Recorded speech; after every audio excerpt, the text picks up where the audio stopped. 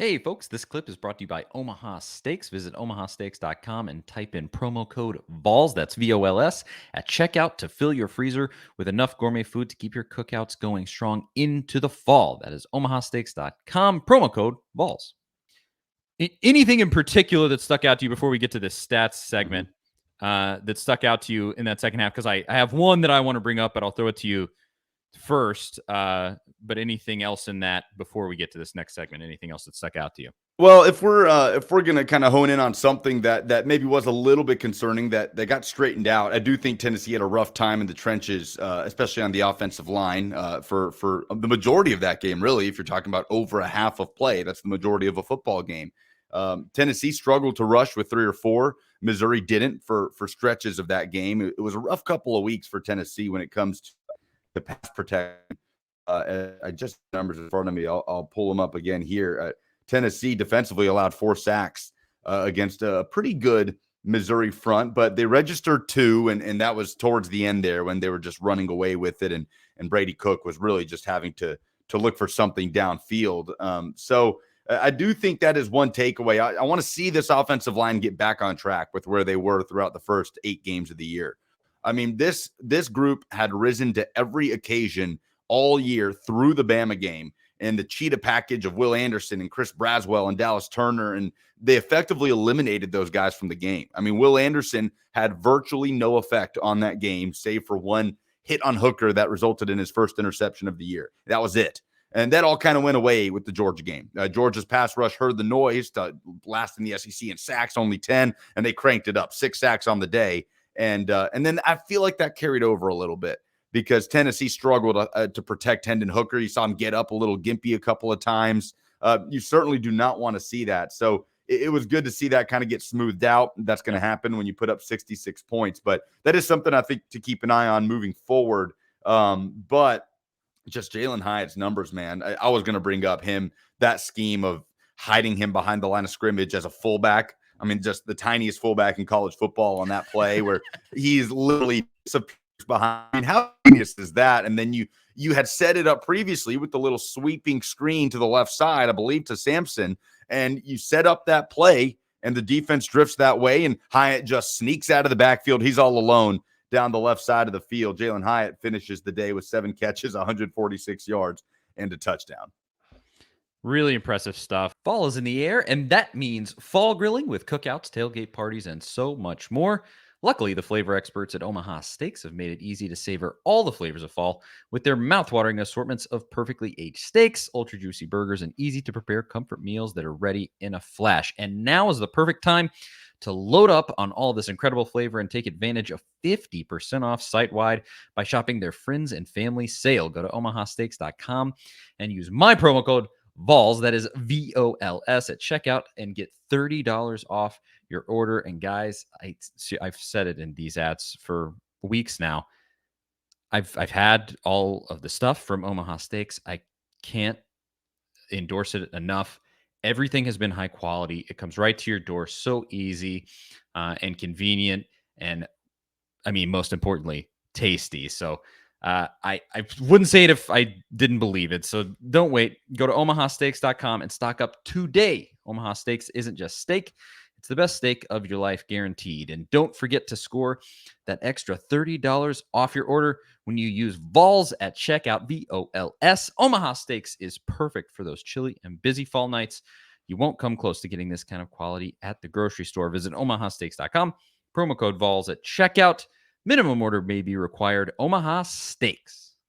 I was just going to go because I hadn't realized this was his final stat line. We've already mentioned him a couple of times. But Dylan Sampson, essentially entirely in that second half, 98 yards and a touchdown on 8 attempts. That is 12.3 yards per carry. He just broke that thing open.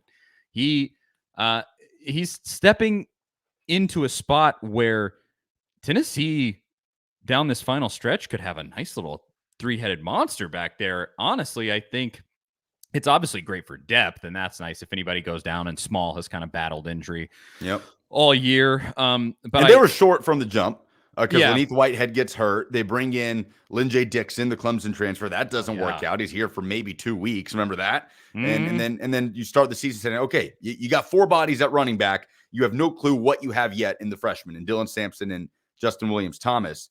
This staff raved about Dylan Sampson all throughout training camp. His vision is amazing for a freshman. He's the fastest guy on the team, all this stuff. And he plays against Ball State and against Akron.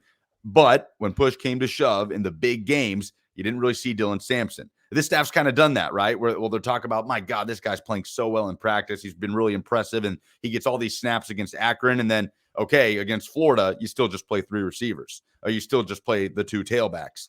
And Justin Williams-Thomas has not played virtually at all in any meaningful games this year. So you wonder what that means for Sampson, because he played a little bit at LSU and then took a back seat against Alabama and against Georgia. And then he's back. That was going to be my stat that I know we'll get to in a little bit, was his yards per carry today.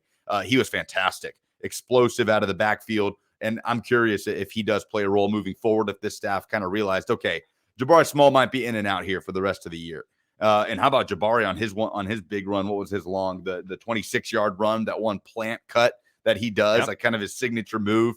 Good to see that again for Jabari Small. But I wonder if this staff is kind of thinking, okay, Small's going to be in and out. We got to have somebody else to look to. So I'm very curious to see how much we see Dylan Sampson down the stretch here against South Carolina and against Vandy. It feels similar to the way that they treated Jalen Wright at the end of last season, because Tyon Evans kept going out, and ultimately just whatever happened there, it just didn't work out right. And they started working in Jalen Wright, and we were like, oh, hey, look at this guy. He's kind of making plays. And now you have that guy from last year who was making plays, has a year under his belt, and now you're seeing another new kind of player in that. So that's awesome. And then just one more fun one to throw in there, and then we'll get to the segment. But Squirrel White, 64 yards on 2 catches. One of those was an absolute bomb from Joe Milton. So did they say through the air? I think that would have been 50 plus yards. It was 58 yards. It was a 58-yard catch.